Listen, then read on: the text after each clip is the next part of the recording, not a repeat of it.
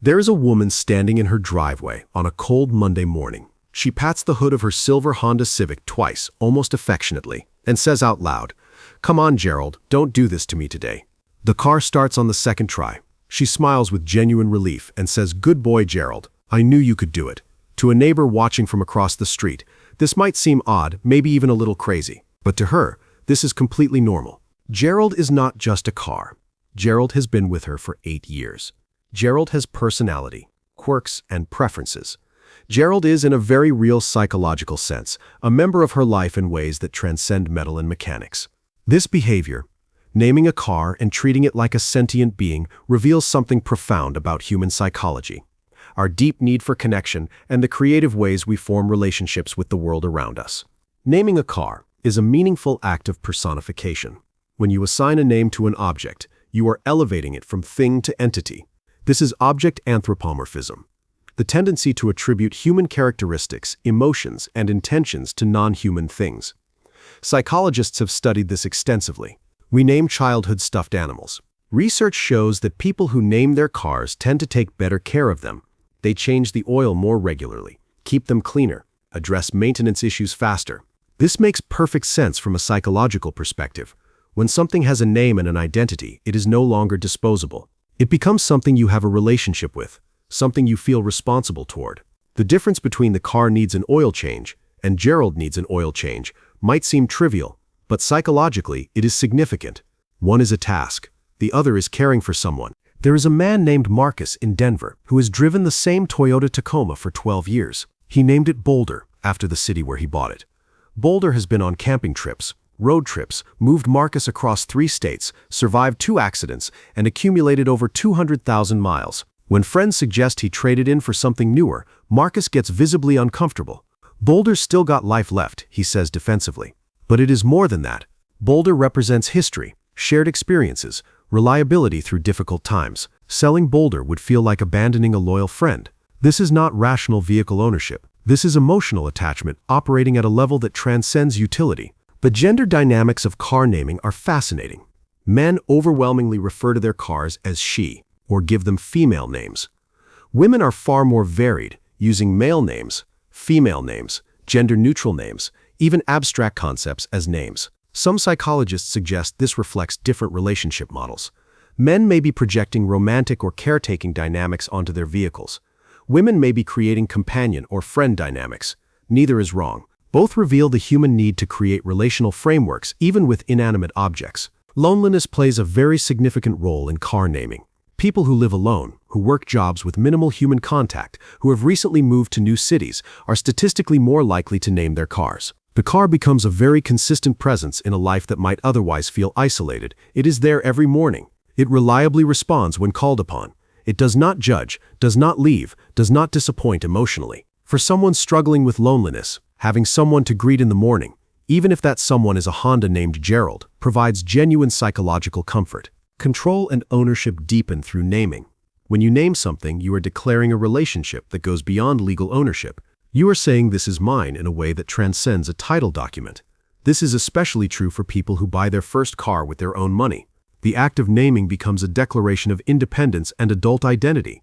This is not my parents' car that I borrow. This is Maxine, and Maxine is mine. That psychological distinction matters enormously to someone establishing autonomy. What happens when a named car dies reveals how real these attachments are. People report genuine grief. They feel guilty if the car was totaled in an accident. They apologize when taking it to the junkyard. They worry whether the mechanic will treat it with respect during repairs. These are not rational responses to the loss of a transportation appliance.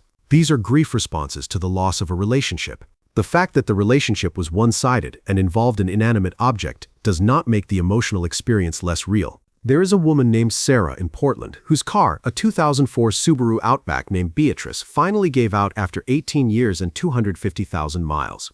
The mechanic told her the repair would cost more than the car was worth. Sarah knew this was coming. She had been preparing herself. But when the tow truck came to take Beatrice away, Sarah cried. She stood in her driveway and actually cried. Her partner tried to comfort her. "It is just a car, we will get you a new one." But Sarah shook her head. Beatrice was there for everything. My divorce, my career change, moving across the country. Beatrice was family. When she bought a new car 3 weeks later, she could not bring herself to call it Beatrice 2.0. That felt disrespectful to the original. The new car became Harriet, a fresh start, a new relationship, because you cannot replace the old one. The psychology of naming extends to how people talk about their cars. Listen carefully and you will notice the language shift. My car broke down becomes Gerald is not feeling well. The engine is making a noise becomes she is trying to tell me something. This linguistic anthropomorphism is not accidental. It reflects a genuine shift in how the person conceptualizes their relationship with the vehicle. They are not describing a mechanical problem. They are describing a companion in distress. Some people reject car naming entirely and find it bizarre. To them, a car is a tool, a means of transportation, nothing more. They see people who name cars as overly sentimental. But this judgment misses something important. The capacity to form emotional attachments to objects is not a weakness. It is a fundamental human trait with evolutionary roots. Our ancestors formed attachments to tools, weapons, shelters. These attachments motivated care and maintenance, which increased survival. Modern car naming is this ancient psychology expressing itself with different objects. Cultural differences in car naming are also revealing. In some cultures, naming vehicles is common and socially accepted. In others, it is seen as childish or strange. These attitudes shape whether people admit to naming their cars. Many who do it keep it private, worried about judgment. They will say the name when alone, but refer to my car when speaking to others.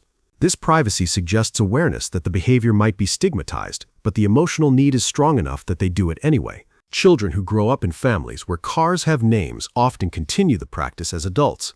It becomes a learned behavior, a family tradition. Conversely, people who never heard anyone name a car growing up are less likely to do it themselves. This suggests that car naming is partly cultural transmission and partly individual psychological need. The psychology of people who name their cars teaches us something essential about human nature. We are social creatures wired for connection and relationship. When traditional sources of connection are insufficient or unavailable, we create connection wherever we can find it. We project relationship onto objects that accompany us through life. This is not pathological. It is adaptive. It is creative. It is deeply human. The woman saying "Good morning, Gerald" is not losing touch with reality. She is using the tools her psychology provides to create comfort, structure, and companionship in a world that can feel cold and mechanical. That car is not just transportation. It is a named presence in her life, a consistent companion through years of change, and when it finally stops running, the grief will be real. Because Gerald was never just a car, Gerald was, in the way that matters most psychologically, a relationship. And relationships, even ones with cars, genuinely matter to the humans who form them.